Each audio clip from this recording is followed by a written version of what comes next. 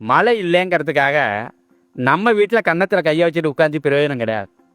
மழை இல்லாமல் போனதுக்கு காரணம் என்னென்னா, நம்ம இந்த தமிழ்நாட்டில் மேற்கு தொடர்ச்சி மலையில் இருந்த மரங்களெல்லாம் வெட்டி அழிச்சிட்டாங்க. அந்த வெட்டி அழிக்கிறது இப்போ ஆரம்பிச்சதில்லை, வெள்ளக்காரங்காலத்துலேருந்து அந்த மலை இருக்குதே, அது கடல் மட்டத்துலேருந்து 3000 அடி உயரத்தில் இருக்குது. அடுக்கடுக்கா இருக்குது. இங்கே பார்த்தா ஆகாயத்தில் கோடு கிழிச்சது மாதிரி இருக்குது. நம்மளாம் போய் பார்க்கணும். அதெல்லாம் மடிப்பாக இருக்குது. அது நம்ம மலைக்கு அடுத்தாப்புல கேரளா கிடையாது, வெறும் மலைகளாகவே இருக்குது. அவ்வளோ அவசரமெல்லாம் போயிட முடியாது, யாரும் வர முடியாது. 3000 அடி உயரத்துக்கு மேலே இருக்கிற மலைக்கு மேலே 200 அடி 300 அடி உயரமுள்ள மரங்கள் அடுக்கடுக்கா இருந்தபோது நமக்கு இந்த பவானி உற்பத்தியான இடம் இருக்குல்ல, அந்த இடத்துக்கு போய் நின்று பார்த்தோம்.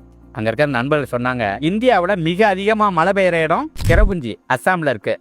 அதுக்கு அடுத்தபடியாக பெஞ்ச தோவாலை அங்கே இருக்குது, நீலகிரியில் பவானி உற்பத்தி ஆகிற இடத்துல இருக்குது. 105 நாள் கேந்தாப்புல மழை பெய்யும். அந்த மழை காலம் முடிஞ்ச பிறகு கீழேருந்து தண்ணி பொங்கிக்கிட்டே இருக்குமா. இப்போ வருஷம் முழுதும் 22 நாள் 23 நாள் தான் பெய்யும்.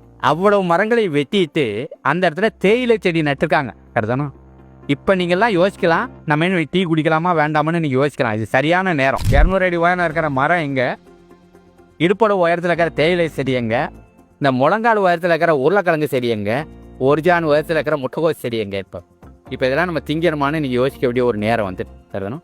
ஏன்னா அவைகள் நம்மளை தின்னுக்கிடுது. நம்ம மரங்கள் எங்கே இருக்கணுமோ அங்கே எல்லாம் இந்த செடிகள் எடுத்துக்கிட்டு ஆகையினால மழை இல்லை. மழைங்கிறது என்னென்னா, நீங்கள் மேலே பார்த்துக்கிட்டே இருப்பீங்க, அதுவும் தண்ணி இல்லைங்கும்போது கவலையோடு பார்த்துக்கிட்டே இருப்பீங்க. மேகம் நம்ம தலைக்கு மேலே போயிட்டே இருக்கும். இது இறங்காதுன்னு பார்ப்பீங்க. நான் ரொம்ப நாள் பார்த்துட்டு இருக்கேன். புதுக்கோட்டையில் நான் அரைச்ச பண்ணையில் அப்படியே பார்த்துக்கிட்டே இருப்பேன். இந்த மேகமும் அந்த மேகம் ஒன்றா மோதிக்காதா, இன்னும் கொஞ்சம் கருப்பாகாதா, அப்போ அது மழை வராதா அப்படி. ஆனால் போயிட்டே இருப்போம். அதாவது நம்ம இந்த துண்டை நனைச்சி புழிஞ்சிட்ட பிறகு இப்படி உதறோம் பாருங்க, அப்போ அந்த காற்றுல அந்த தண்ணி போகும். லேசான நீர்த்துளிகள் காற்றுல மிதந்துட்டு போயிட்டுருக்கு. அது தூசியோடவும் கரியோடவும் சேரும்போது மேகமாக மாறிச்சு. அப்போ இன்னும் கொஞ்சம் தண்ணி அதில் தெளித்தோம்னா எல்லாமே சேர்ந்துட்டு அங்கே இறங்கும். பெரிய மரங்களை அதை செய்யுது. நமக்கு வேர்க்கிறது மாதிரி அந்த காடுகளில் இருக்கிற மரங்களுக்கு வேர்க்குது. அந்த வேர்வை போய் மேகத்தில் சேரும்போது அந்த பொடி மிதந்து கொண்டிருந்த நீர்த்துளிகள் கனமாக மாறி அது கீழே இறங்குது. அது பேர் தான் மழைக்கு தரும். அந்த காற்று அதை மேகத்தை தள்ளிக்கிட்டே வருது. எந்த இடத்துல குளிர்ந்த காற்று படுதோ அங்கே மழை பெய்யுது. நம்ம நாட்டில் வெள்ளக்காரன் போகிற நேரத்தில் கூட நம்ம நிலப்பரப்பில் 23% காடாரிச்சு. நம்ம நிறையா பணம் செலவழித்து திட்டமெல்லாம் போட்டு இப்போ அதை எங்கே கொண்டாந்து நிறுத்திருக்கோம்னா 8% கொண்டாந்து நிறுத்திருக்கோம். ஆகையினால பூமி கொதிச்சு போகுது. எங்கே பார்த்தாலும் வெப்பமாகவே இருக்குது. ஆகையினால மேகம் இன்னும் கொஞ்சம் மேலே போயிடும். நம்ம தலைக்கு மேலே வர்றோம், மேகம் இன்னும் கொஞ்சம் மேலே போயிடும். ஆகையினால என்ன சொல்லியிருக்கேன்னு சொன்னால், நம்ம இதுவரையும் உற்பத்தி பண்ண தானியங்கள் எல்லா கோடவுன்லேயும் இருக்குது, ஸ்டாக் வச்சுருக்காங்க. எல்லா வளர்ச்சி திட்டங்களையும் நிறுத்திடணும். நடக்கிறது ஒரே ஒரு வேளை மட்டுமே நடக்கணும். விதைகளை சேகரிக்கிறது, குழி தோன்றது, எரு தயாரிக்கிறது, உள்ள கொட்டுறது, மரக்கண்ணை நடுறது, இது மட்டுமே நாடு முழுவதும் நட்டுக்கிட்டு போயிட்டே இருக்கணும். அப்படி செஞ்சோம்னா இன்னொரு 10 வருஷத்தில் பழைய தமிழ்நாட்டை மறுபடியும் நம்ம கொண்டு வருவோம். அந்த மரங்கள் இருந்தபோது மழை பெஞ்சது, இல்லாத போது இல்லை. அதுக்கு பேர் பருவமழை. அந்த பருவமழைங்கிறது என்ன பண்ணும்னா ஆடி மாதத்தில் வரும், ஆனி மாதத்தில் வரும். நம்ம விதைக்கிற நேரத்தில் மழை வரும், சரிதானா? ஆனால் இப்போ வர்றது அது வர்றதில்லை, புயல் மழை வருது. புயல் மழை விதைக்கிற நேரத்தில் வராது, அறுக்க போகிற நேரத்தில் வரும், சரிதான்? நாம் நினைக்கிற நேரத்துக்கு வராது, நமக்கு வேணுங்கிற நேரத்தில் வராது. அது கூட இந்த பகுதிக்கு வர்றதுக்கு வாய்ப்பு கிடையாது. கடலோரத்தில் தான் வருது, சரிதானா? இப்போ கடலோரத்தில் ஆந்திராவில் அடிச்சது 33 பேர் செத்து போனாங்க. நிறைய மரங்கள் வேறு பேர்த்துட்டு விழுந்துச்சு, மிருகங்கள்லாம் போச்சுன்னு சொன்னாங்க. சென்னையில் இருக்கவங்க வருத்தப்பட்டுச்சுங்க. அங்கே போகும்போது அந்த புயல் இந்த பக்கம் வராமல் போயிடுச்சு. ஏன்னா புயல் வந்தால் தான் இவங்களுக்கு குடிக்க தண்ணியே கிடைக்கும். அந்த கடத்தில் இருக்குது, நாடு முழுவதும் அந்த கடத்தில் இருக்குது. அப்போ சென்னை கடலுக்கு பக்கத்துக்கு அங்கே பெய்யுது, காஞ்சிபுரம் மாவட்டத்தில் பெய்யுது, நாகப்பட்டினம் மாவட்டத்தில் பெய்யுது, அங்கே புதுக்கோட்டை மாவட்டத்தில் கூட பெய்ஞ்சிருக்கு. இவ்வளவெல்லாம் மேட்டுக்கு அந்த புயல் மழை வரதுக்குரிய வாய்ப்புகள் நமக்கு ரொம்ப கம்மி. அதனால் பருவமழை நமக்கு ஒன்று தான் வேணும். அதனால் நாடு முழுதும் மரம் நிறைய விளைச்சணும். நண்பர்கள்ட்ட சொல்லியிருக்கிறேன், கண்ணா பின்னான்னு மரங்களை நட்டுவிட்டு ஐயோ காஞ்சி போச்சு ஊற்றுறது தண்ணியில் அப்படின்னா கவலைப்படக்கூடாது. நம்மளுடைய உழைப்பு வீணாக போயிடும். மழை இருக்கிற நேரத்தில், ஈரம் இருக்கிற நேரத்தில் எங்கெல்லாம் முடியுமோ அங்கெல்லாம் குடி தோன்ற வேலையை செஞ்சிடணும். அதில் நிறைய இலதலைகளை போட்டு செடி சேர்த்தையை போட்டு சாணி தெளிக்கிற வேலையை மட்டும் செய்யணும். எப்படி நம்ம குப்பை குழி தயார் பண்ணுறோமோ அதே மாதிரி. இன்னொரு இடத்துல எங்கே தண்ணி வசதி இருக்கோ அங்கே தாக்கில் அந்த மரக்கண்ணுகளை வச்சு அதை வளர்த்துக்கிட்டே இருக்கணும். நம்ம பஞ்சகவியம் தெளித்து, இந்த அமிர்த கரைசல் தெளித்து, மூலிகை பூச்சி வந்ததை வச்சு வளர்த்துக்கிட்டே இருக்கணும். அடுத்த மழை காலம் தொடங்குது பாருங்கள், பருவகாலம். அப்போ இதை கொண்டு போய் அந்த ஊறி கிடக்கிற அந்த குழியில் நடரும். அப்படி நட்டினா வளர்ந்த கண்ணு உரஞ்சேர்ந்த அந்த குழி மழை காலம் அடுத்த கோடை வரதுக்குள்ளே அது ஆளாகி நிற்கும். இதெல்லாம் நம்ம கற்றுக்கிட்ட வித்தைகள். போராட்டங்கள்லாம் இதே வேலை தான் செஞ்சுருக்கோம்.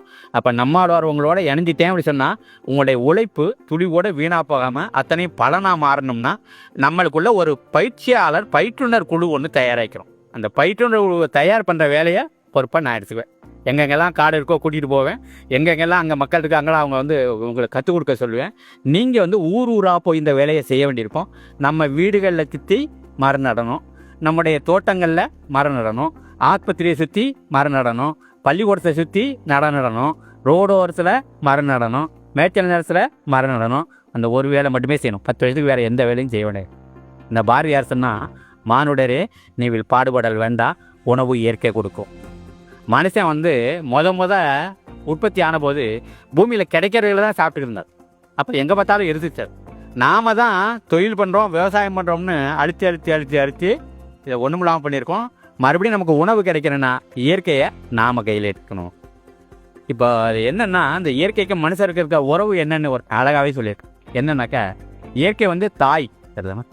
தாய் மடியில் எப்படி குழந்தை இருக்குதோ அது மாதிரி மனிதர்கள் இயற்கையோட மடியில் இருக்கும்.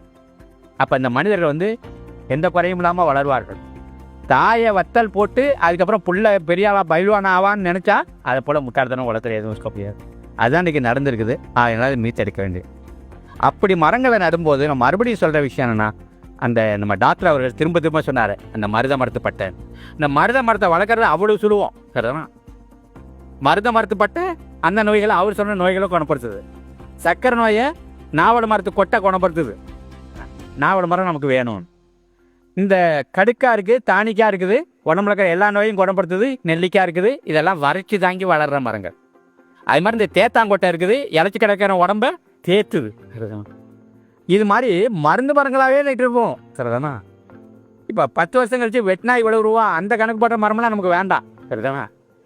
நம்ம ஒவ்வொரு ஆளும் டாக்டர் ஆகிடலாம், ஒவ்வொரு பெண்மணியும் டாக்டர் ஆகிடலாம்.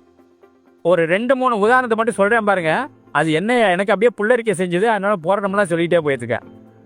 அவங்க சொன்னாங்க, எனக்கு முன்னாடி பேசுகிறவங்க சொன்னாங்க, இந்த சிறுப்பு இலைச்செடி பொங்கல் அன்னைக்கு கொண்டாந்து கட்டுறோம். பல பேர் அதை பொங்கப்பூன்னு சொல்கிறாங்க. மாட்டு கழுத்துலலாம் கூட கட்டுவாங்க. அந்த செடியை வேரோட பிடிங்கிறது. சிறுநெருஞ்சி செடி அதையும் வேரோட பிடுங்கிறது. மண்ணை அலசிட்டு ரெண்டையும் அப்படியே துணுதலாக வெட்டி சட்டியில் போட்டு தண்ணியை ஊற்றி அடுப்பில் வச்சு கஷாயமாக்கிறது.